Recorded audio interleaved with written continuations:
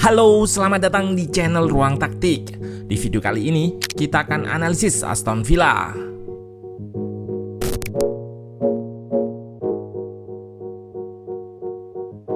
Tren positif Aston Villa berlanjut, di mana mereka kini telah mengoleksi 10 kemenangan di semua kompetisi. Terkini, mereka mengalahkan Manchester United 2-1 dalam laga Game Week ke-17 Premier League. Sebelumnya mereka juga mengalahkan sang pemimpin klasemen sementara, Arsenal, dengan skor sama 2-1. Mengusung formasi 4-2-3-1 yang berubah jadi 4-4-2 ketika bertahan, taktik Emery cukup menarik untuk disimak. Meski diuni pemain yang tidak sementereng klub besar IPL lainnya, nyatanya mereka mampu bertengger di peringkat 3 klasemen sementara. Nah, penasaran bagaimana taktik Aston Villa bersama Unai Emery? Let's go, kita bahas sama-sama.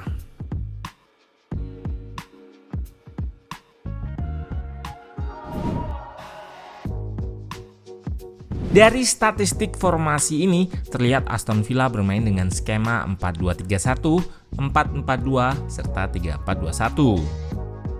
Ketika melawan Manchester United, mereka menempatkan Watkins sebagai ujung tombak, Tielemans di nomor 10, McGinn serta Rodgers di sayap.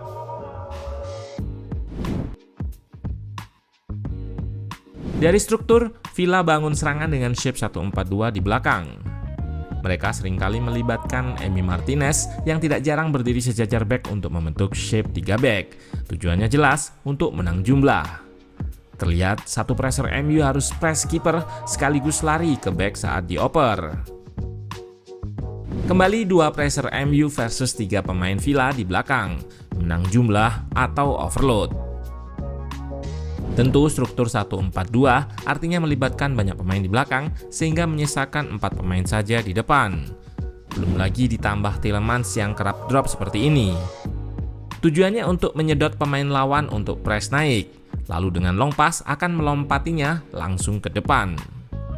Yap, serangan direct dan tidak segan melakukan long pass adalah ciri khas Villa di bawah Emery. Dari statistik kecepatan serangan ini, bisa dilihat mereka banyak menghasilkan peluang melalui XG yang tinggi ketika menyerang dengan kecepatan tinggi.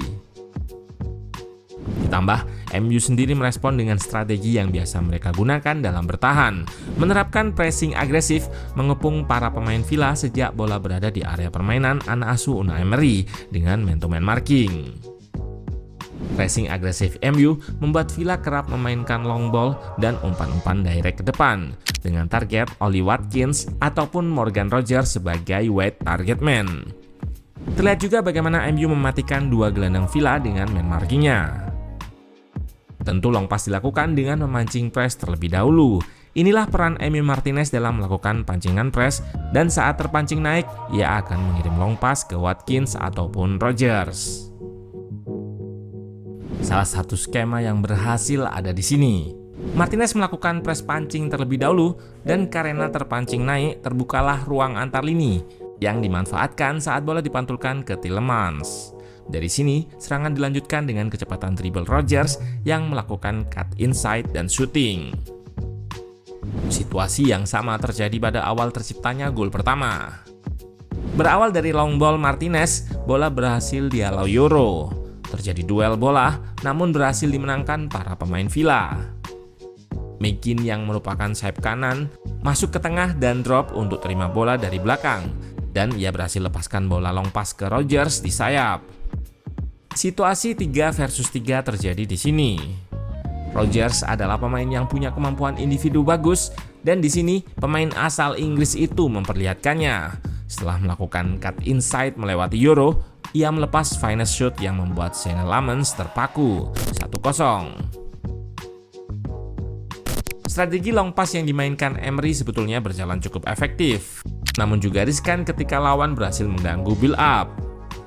Di menit tambahan, sayangnya Matty Cash melakukan blunder. Dalam kondisi sedang dipres, Cash terlalu lama menggocek bola sehingga akhirnya direbut oleh Cunha.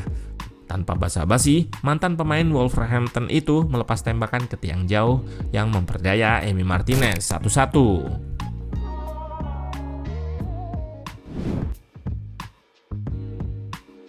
Unai Emery mengubah formasi 4-2-3-1-nya ketika bertahan dengan 4-4-2. Villa sendiri tidak melakukan pressing agresif ketika bertahan.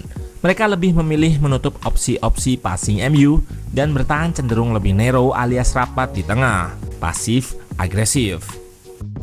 Terlihat shape 4-4-2 tersebut di sini. Namun uniknya di area kanan tidak rapat. Sebetulnya pemain di belakang tersebut adalah McGinn yang merupakan winger, sedangkan fullback kanan mereka Matty Cash naik ke tengah untuk marking Cunha yang drop. Bisa dibilang Emery akan menggunakan pertahanan zona terlebih dahulu, lalu merespon pergerakan lawan dengan man marking. Di sini terlihat menjadi 5 back dengan winger kiri yaitu Rodgers turun hingga ke backline. Kunci dari pertahanan Villa memang terletak pada dua wingernya yang rajin track back turun ke belakang.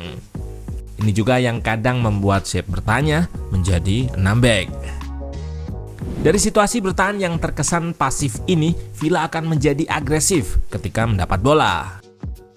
Di sini nampak mereka menjaga zona, namun ketika bola dialirkan ke tengah, Tielemans mau lakukan press mundur.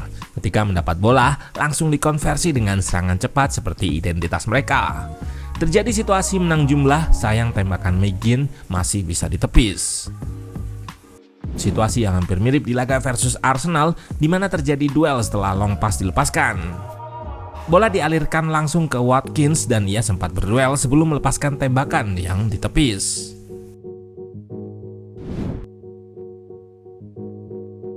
Aston Villa memiliki komposisi lini tengah yang cukup komplit.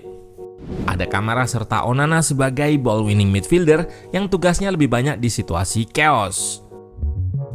Lalu ada Tielemans yang punya kemampuan playmaking namun tidak kalah agresifnya. Komposisi lini tengah ini juga cocok untuk membongkar pertahanan lawan yang bermain low block lewat switch play. Jika lawan terlalu pasif, Villa juga mampu bermain mengurung. Pada laga versus Arsenal, gol mereka juga berawal dari mengurung pertahanan serta switch play cross yang dilakukan Pau Torres. Terlihat di awal pressing yang pasif, lalu Pau Torres mengirim crossing yang memindah bola ke sisi lain di mana Matty Cash overlap bebas dan mampu ceploskan bola. Kemampuan ini yang membuat Villa juga mampu berbicara banyak saat lawannya pasif di low block. Dapat terlihat di sini, sebelum gol terjadi, Dalot terlalu soft melakukan pressing kepada Tielemans. Pemain asal Portugal itu juga tampak tak menghalau crossing Tielemans yang berhasil dipantulkan Watkins. Rodgers menyambut bola dan lagi-lagi tak ada gangguan berarti dari Euro, sehingga Rodgers kembali menambah pundi-pundi golnya lewat cara yang mirip seperti gol pertama di laga ini, 2-1. Memang terlalu dini, namun jika dilihat skuad Villa sekarang, pencapaian di bulan Desember ini layak diberikan kredit, apalagi mampu menjegal tim-tim besar. Setelah ini Villa akan langsung dihadapkan pada dua laga sulit lainnya melawan Arsenal dan juga Chelsea. Dua laga ini tentu akan jadi ujian, dan apabila mereka berhasil lolos, maka predikat sebagai kuda hitam penantang gelar yang belakangan tersemat untuk mereka bukanlah isapan jempol belaka.